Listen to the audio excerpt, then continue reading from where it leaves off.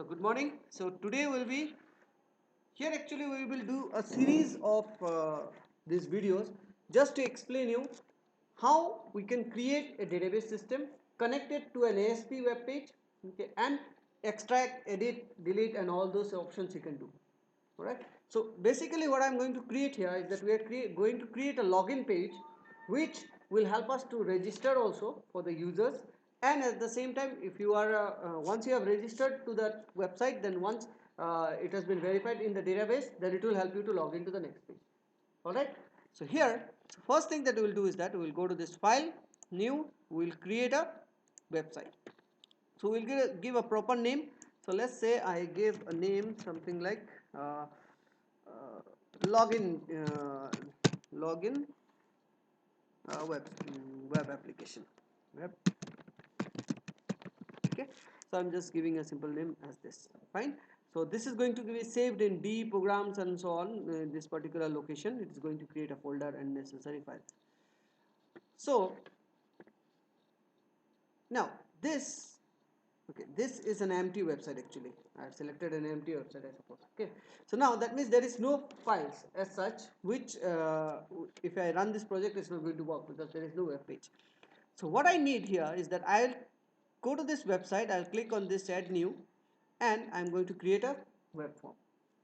Okay, so the first form is, let's say it will help me to log in. So that's the login. Then I will need another web form, that is to register. Okay, register user, let's say. Okay, so and then we'll need another one, that is the home page. All right, so here we come to something called home page, so that once you are verified as a user, then it will direct you to this home. That's a home, right? So I need 3 pages. So right now there is no users, no nothing, so everything is quite blank right now. So what I'll do is that I'll try to design this registered user page. Okay, I'm not going to use CSS and all those things. Very simply I'll just create something. You can use CSS and other things to design it very nicely. Alright, this is basically to teach you how to use the programming concept of logging in, means to connect to database. So let's go to this one. So let's say our one is very simple. We need a username, we need a password, okay, and maybe okay, we'll do like this. So I want, so to make things to look a bit better, so what I'll do is that I'll drag a table, okay, so that it looks okay. Sorry, not this table, I'll use the HTML table. This is the HTML table. I drag it, I drop it. So here is a table which is having at least 3 rows and 3 columns. Fine. So what I want, because things will look nice here. So I want here like please enter the username. Let's say username. New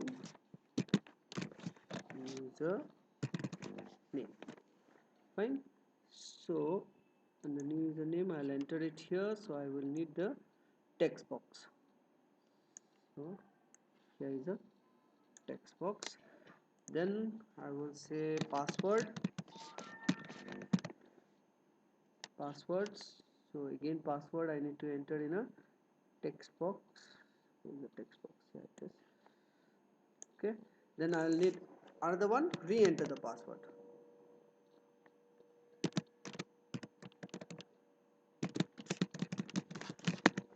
So that we can verify correct password. Fine. Okay, now is there any more? Okay, one more. If you want like something like for example let's say something like do you want to have this hint and all for password, you can do that, but for us we'll create only 2 fields, okay, so that my duration of the video also remains low. So we've got only 2 things actually we are keeping in the database. One is the username and another is your password. This is only to check. So I need another row, so what I'll do is that I will create another row by pressing the tab key. That is, we will say for means okay, okay, register, and another is cancel. Okay, so here I will go to this one, I will say register, another is cancel. Fine. Okay, now of course if it's a password, we don't want people to see the password, isn't it? So what you will do is that you will use something called, in this one there's something called, you have to find it out here.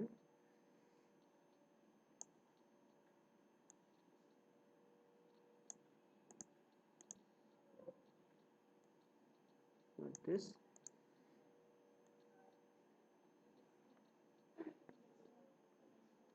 Yes. This one. Yeah, there, password. Okay, so you change it to password so that they won't be able to, so there I change it to password. Okay, so what will happen, they won't see, they will see those stars.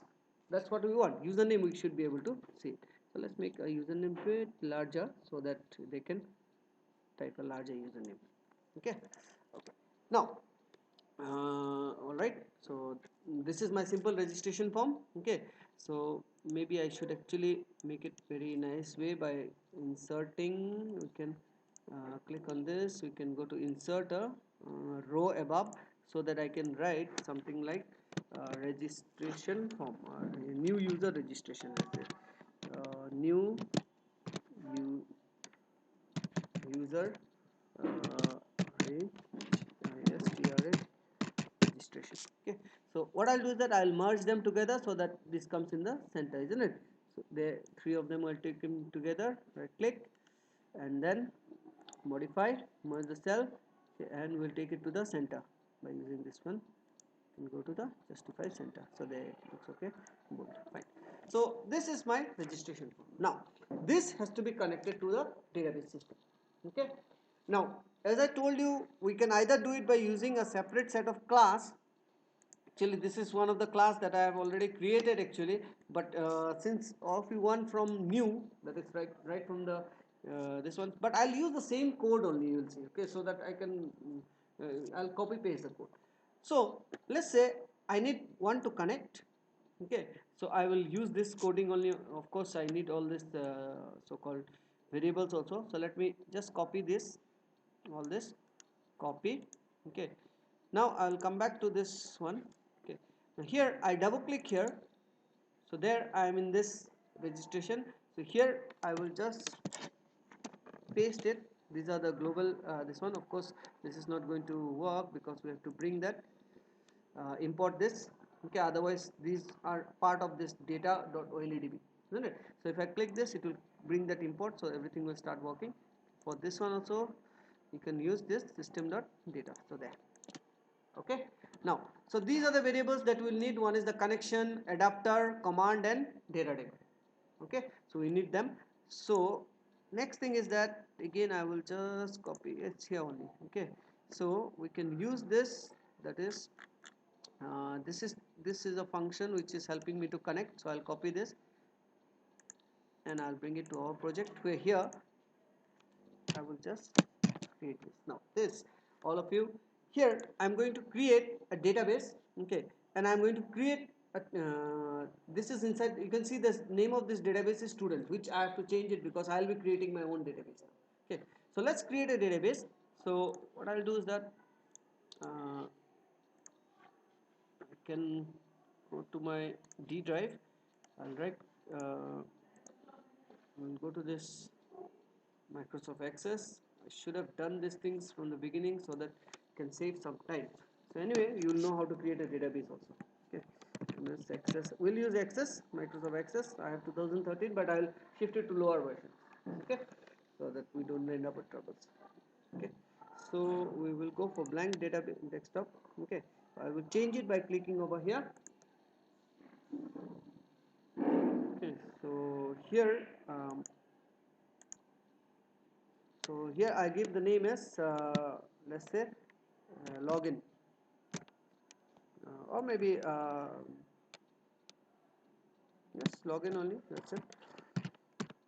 Okay, so I will change this one from 2007 to this 2002 2003 format. Okay, so that it will go to this lower versions, and right now it is trying to save it in documents, so I will change it to desktop so that we can find it out. Okay, Good morning, so girls. I'm Stan. I will just pause this one for